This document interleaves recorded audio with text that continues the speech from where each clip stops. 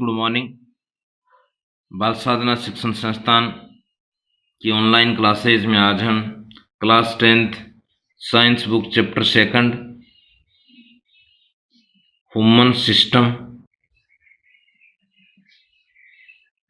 हिंदी में कहेंगे मानव तंत्र में लास्ट तंत्र हम पढ़ेंगे रिप्रोडक्टिव सिस्टम, जनन तंत्र।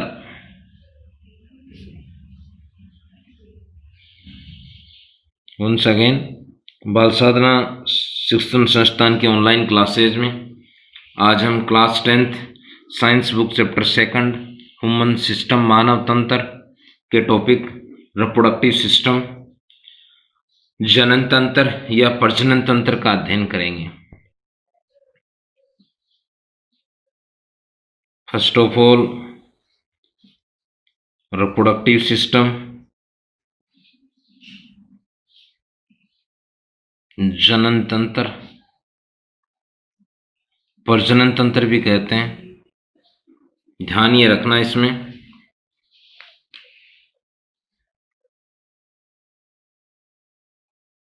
मानव द्विगुणित प्राणी है, द्विगुणित जीव है।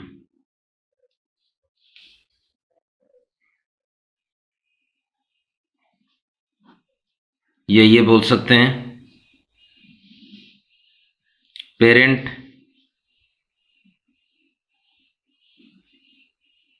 से प्रोजेनी का निर्माण,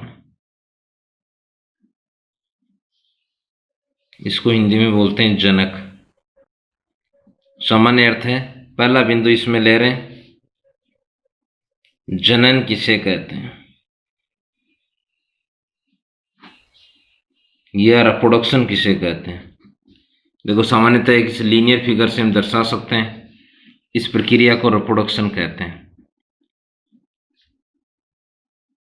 जनन कहते हैं। अर्थ देखो क्या है, वह प्रक्रिया जिसके द्वारा जनक जीव अपने समान तथा अपने से आकार में छोटे जीव को जन्म देते हैं या उत्पन्न करते हैं, उसे जनन कहते हैं। वंस अगेन, वह प्रक्रिया जिसके द्वारा जनक जीव अपने समान तथा अपने से आकार में छोटे जीव को जन्म देते हैं, उस प्रक्रिया को जनन कहते हैं। सामान्य अर्थ होगा वह प्रक्रिया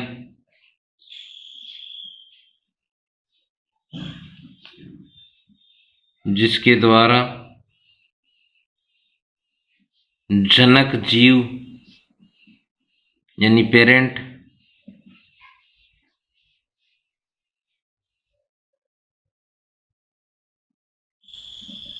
अपने जैसी यानी बाह्य नाक नक्श में परंतु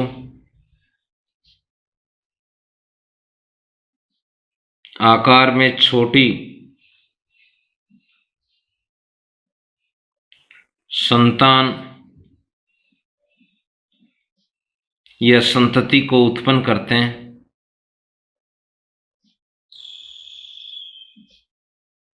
उसे जनन या प्रजनन या रिप्रोडक्शन कहते हैं। ये तो सामान्य अर्थ, ये ध्यान में रखना आपको। पेरेंट होते हैं हमेशा डिप्लॉयड, ऐसा ये नहीं कि ये भी डिप्लॉयड होते हैं। सभी सेल के बारे में लिया गया। वह प्रक्रिया जिसके द्वारा जनक संतति उत्पन्न करते हैं अपने जैसी यानी हूबहू बाह्य संरचना के बेस पर, मॉर्फोलॉजी के बेस पर या बाह्य नाक नक्श छोटी संतान या संतति को उत्पन्न करते हैं, उसे जनन कहते हैं।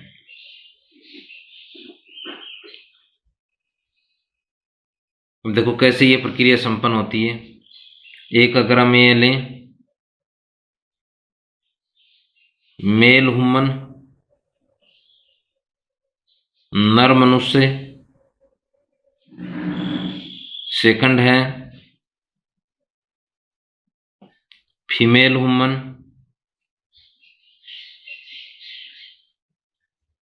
यानी मादा मनुष्य,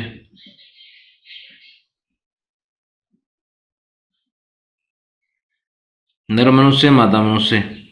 इसमें आगे हम पढ़ेंगे आज प्राइमरी और मुख्य जो जनन अंग होता है वह वृषण। मादा मनुष्य में प्राथमिक या मुख्य जनन अंग होता है ओवेरी अंडाशय। एक एक जोड़ी होते हैं दोनों में। यहाँ एक निश्चित प्रक्रिया के पश्चात शुक्राणुओं का निर्माण होता है। जिस प्रक्रिया द्वारा शुक्राणु बनते हैं उसे बोलते हैं स्पर्मेटोजेनेसिस, शुक्र जनन। मादा मनुष्य में अंडाणुओं का निर्माण होता है। जिस प्रक्रिया द्वारा होता है उसे अंड जनन कहते हैं, oogenesis कहते हैं। इसके फलस्वरूप ये तो बनेगा शुक्राणु, ये बनेगा अंडाणु। इसको अंडाणु कहेंगे। मादा युग्मक भी बोल देते हैं। मादा युग्मक ये है शुक्राणु। नर युग्मक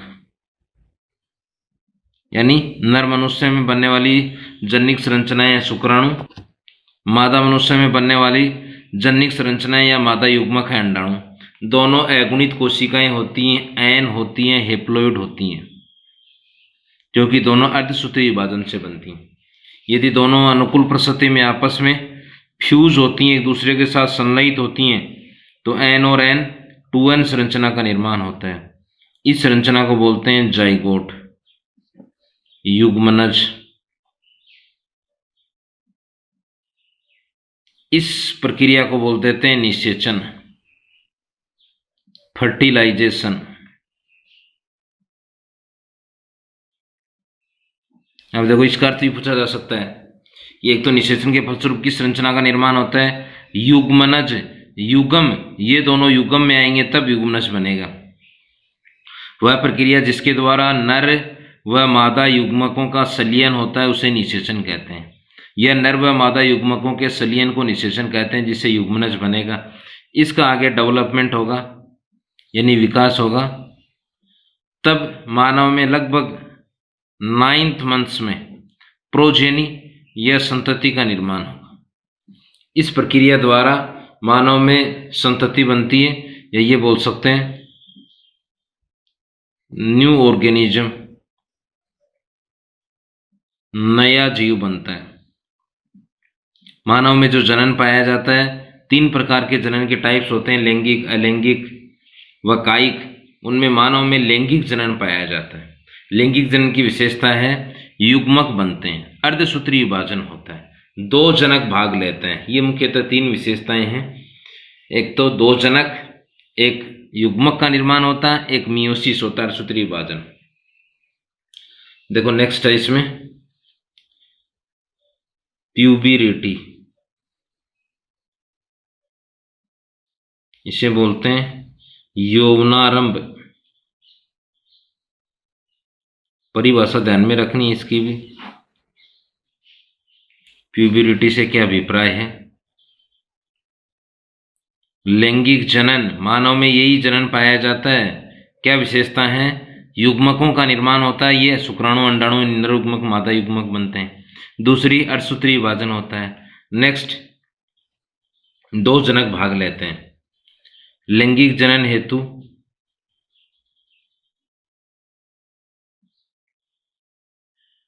इसके लिए उत्तरदायी जनन कोशिकाओं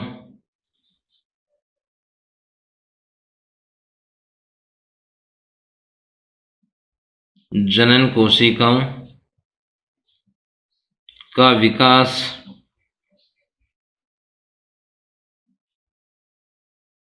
एक विशेष अवधि, जिसे प्यूबरिटी या यौवनारंभ कहते हैं।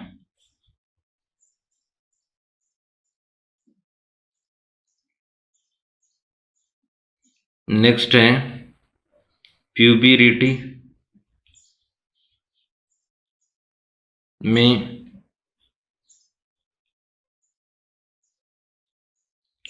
जनन परिपक्वता आती है। जनन परिपक्वता आती है। नेक्स्ट है प्यूबरिटी के लक्षण, यौवनारंभ के लक्षण,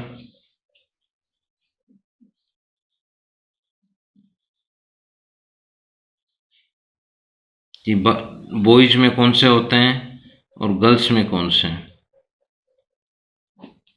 फर्स्ट है बॉयज, लड़कों में। फर्स्ट है इसमें आवाज का भारी होना, एक निश्चित एज के पश्चात होता है ये, वो भी हार्मोन का, टेस्टोस्टेरोन हार्मोन पड़ा है नर मनुष्य में अगर हम देखें। अगला है त्वचा तेलीय होना, ये सेकंड लक्षण है। नेक्स्ट है दाढ़ी मूछ का आना, ये मुख्यतः नर मनुष्य में लक्षण है, अनेकों लक्षण है, उनमें ये तीन मुख्य हैं। नेक्स्ट है गर्ल्स, लड़कियों में। फर्स्ट है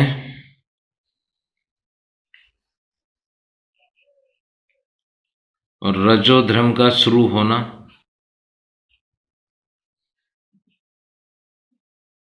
इनमें भी है त्वचा का तेलीय होना, और भी है मेमोरी ग्लैंड स्तन ग्रंथियों का विकास।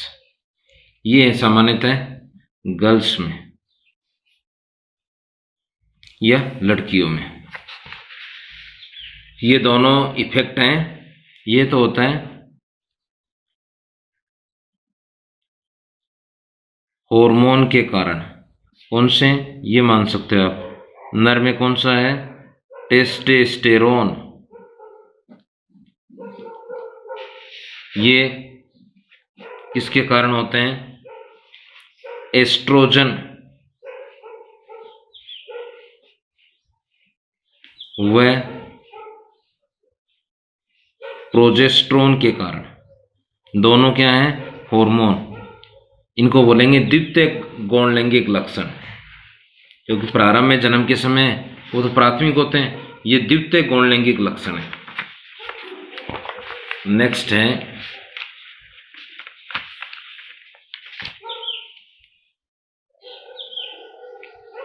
टाइप्स ऑफ रिप्रोडक्टिव सिस्टम,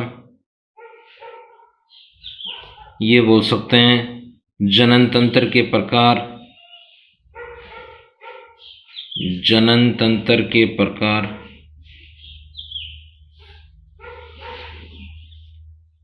पहला अगर हम देखें कि मुख्यतः दो प्रकार होते हैं इसके। फर्स्ट है मेल रिप्रोडक्टिव सिस्टम, सेकंड है फीमेल रिप्रोडक्टिव सिस्टम। इसको तो हिंदी में कहेंगे मादा जनन तंत्र। ये नेक्स्ट ऑनलाइन क्लासेज में हम पढ़ेंगे। आज हम पढ़ेंगे मेल रिप्रोडक्टिव सिस्टम, नर जनन तंत्र। फर्स्ट हम ले रहे हैं मेल रिप्रोडक्टिव सिस्टम, नर जनन तंत्र। देखो ध्यान ये रखना है, तंत्र का अर्थ क्या होता है, सिस्टम का ग्रुप ऑफ ऑर्गन। वो ग्रुप ऑफ ऑर्गन किससे संबंधित हैं, जनन से। किस में पाए जाते हैं, नर मनुष्य में। वंस अगेन, सिस्टम का अर्थ होता है ग्रुप ऑफ ऑर्गन्स, अंगों के समूह को सिस्टम या तंत्र कहते हैं। यदि ये ऑर्गन्स जनन से संबंधित हैं, नर मनुष्य में पाए जाते हैं, उस सिस्टम को नर जनन तंत्र, मेल रिप्रोडक्टिव सिस्टम कहते हैं। इसके भी दो हैं, रिप्रोडक्टिव ऑर्गन, एक होते हैं प्राइमरी और मैन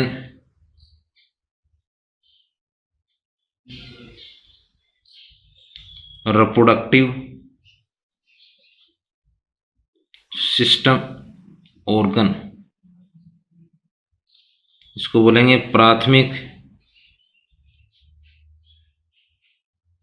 या मुख्य जनन अंग। सेकंड है सेकेंडरी रिप्रोडक्टिव ऑर्गन, इसको बोलेंगे द्वितीयक जनन अंग। इनको सहायक भी बोलते हैं, सहायक जनन अंग भी बोलते हैं। इसमें आएगा टेस्टिस, वृषण, इसमें है वृषण कोश, सेकोट्रम बोलेंगे। सेकंड है वासा डिफरेंस, शुक्र वाहिनी। थर्ड है सेमिनल वेसाइकल, शुक्राशय। फोर्थ है प्रोस्टेट ग्रंथि, प्रोस्टेट ग्लैंड। फिफ्थ है यूरेथ्रा यानी मूत्र मार्ग। और सिक्स्थ है पेनिस।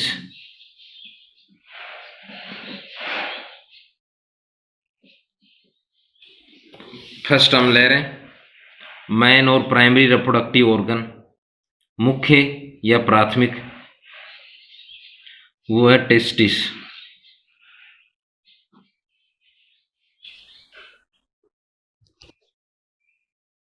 स्टूडेंट्स, ये है नर जनन तंत्र का फिगर।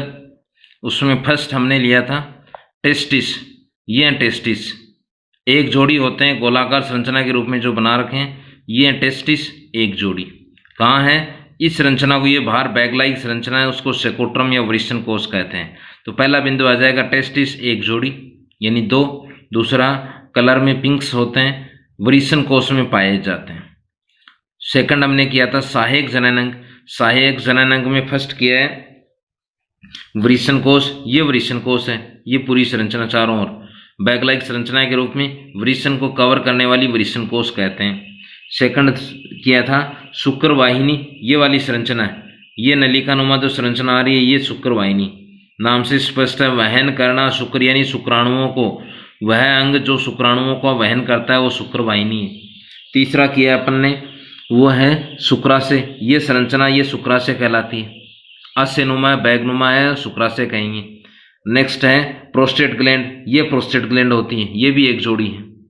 नेक्स्ट है पेनिस, ये पेनिस वाला पार्ट है लंबी संरचना के रूप में पेनिस, ये यूरेथ्रा।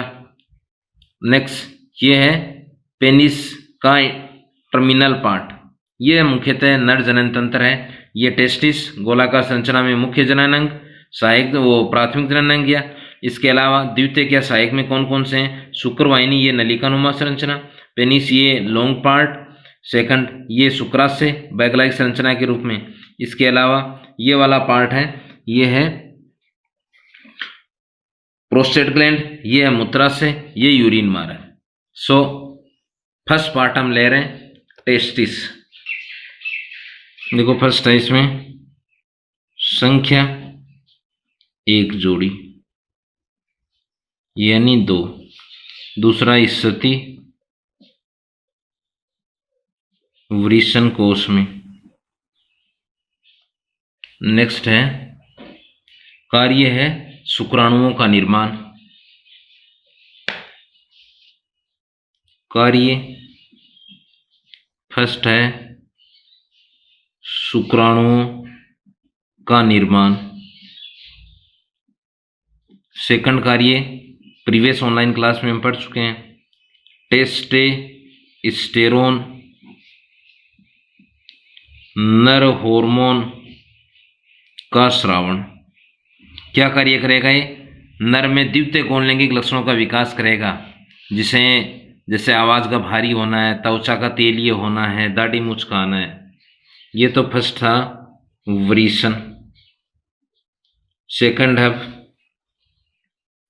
वृषण कोश। अब जो मैं ले रहा हूँ ये हैं द्वितीयक, ये कौन सा था, प्राइमरी। ये हैं द्वितीयक जननांग, इंग्लिश में कहेंगे सेकेंडरी रिप्रोडक्टिव ऑर्गन, या इनको सहायक भी बोल देते हैं, सहायक जननांग। वृषणकोश, ये ध्यान रखना है, पहला है इसमें टेस्टिस प्रेजेंट होता है, यानी उपस्थित होता है। दूसरा है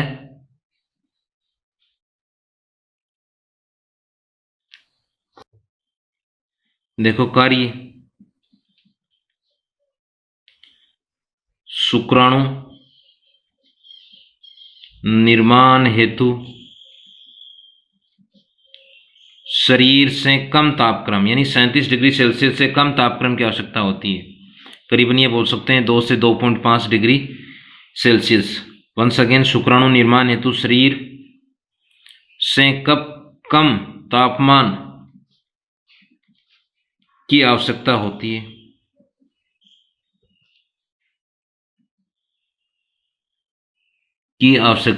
है। अतः वृषणकोश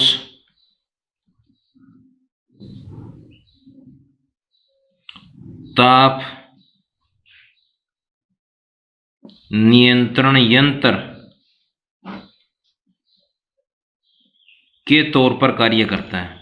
ये इसका कार्य है, क्योंकि शुक्राणु प्रक्रिया है, देह का जो तापक्रम है 37 डिग्री, उससे 2 से 3 डिग्री सेल्सियस कम तापक्रम संपन्न होती है। यहाँ 2 से 3 डिग्री सेल्सियस या 2 से 2.5 डिग्री सेल्सियस कम होता है, यानी ताप नियंत्रण यंत्र के रूप में कार्य करता है। देखो नेक्स्ट है शुक्रवाहिनी, नाम से स्पष्ट है, शुक्राणु का वहन करने वाली संरचना। यानी पहला तो है यह है नलिकाकार संरचना, ट्यूब लाइक होती है। दूसरा है संख्या, एक स्वस्थ मनुष्य में इनकी संख्या होती है 1 जोड़ी, यानी 2 होती हैं। दूसरा है किससे जुड़ी रहती हैं, यह है टेस्टिस से शुक्राणुओं का परिवहन करती हैं। ये कार्य इसका कार्य है, टेस्टिस से शुक्राणुओं का परिवहन करना। देखो नेक्स्ट है 2 हैं तो उनको बोल देंगे एक दाईं ओर एक बाईं ओर। दाईं व बाईं शुक्रवाहिनी संकलन वाहिनी में खुलती हैं। आगे बिंदु लेंगे हम, अजलक्ट्री डक्ट बोलते हैं इसे, संकलन वाहिनी में खुलती हैं। दाईं बाईं क्यों लिखी है, क्योंकि 2 हैं, एक दाईं साइड है एक बाईं साइड है, तो इससे दाईं बाईं शुक्राणुओं का वहन करने वाली यानी परिवहन करने वाली संरचना है। नेक्स्ट है शुक्राशय,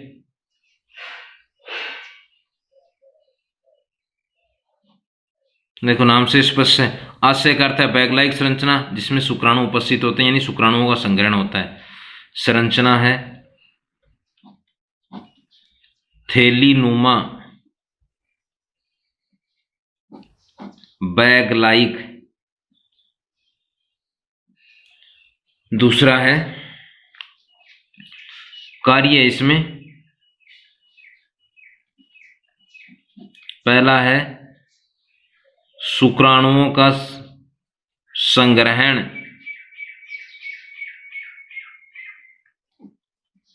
फर्स्ट। दूसरा है शुक्राणु जिसमें पाए जाते हैं वो एक तरल पाया जाता है, उसे सीमन कहते हैं।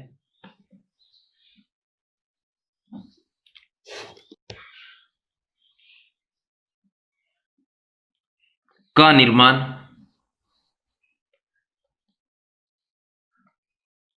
ये सेकंड कार्य।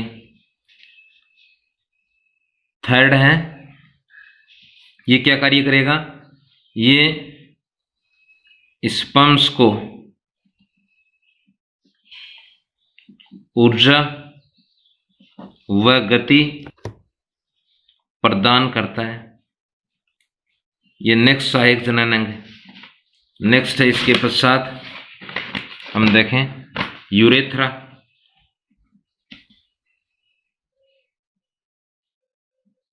नाम से स्पष्ट है, यूरिन का निष्कासन होता है इससे। पहला तो है संरचना, पेशीय नलिका होती है, यानी मसल से निर्मित ट्यूब लाइक है, नलिकानुमा संरचना होती है, इसलिए इसको पेशीय नलिका कहते हैं। दूसरा है यह है मूत्राशय से निकलकर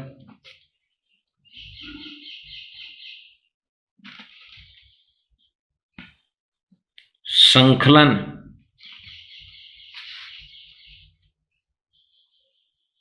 वाहिनी से मिलकर मूत्र जनन नलिका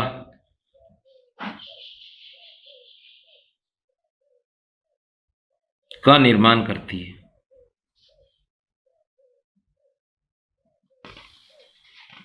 नेक्स्ट है पेनिस।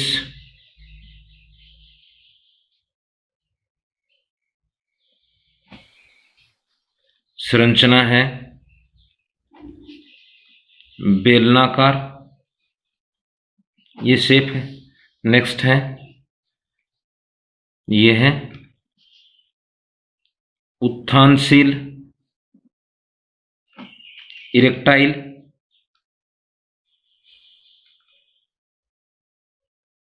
कपलेटरी ऑर्गन्स है, मेथुनांग है। नेक्स्ट है कार्य इसका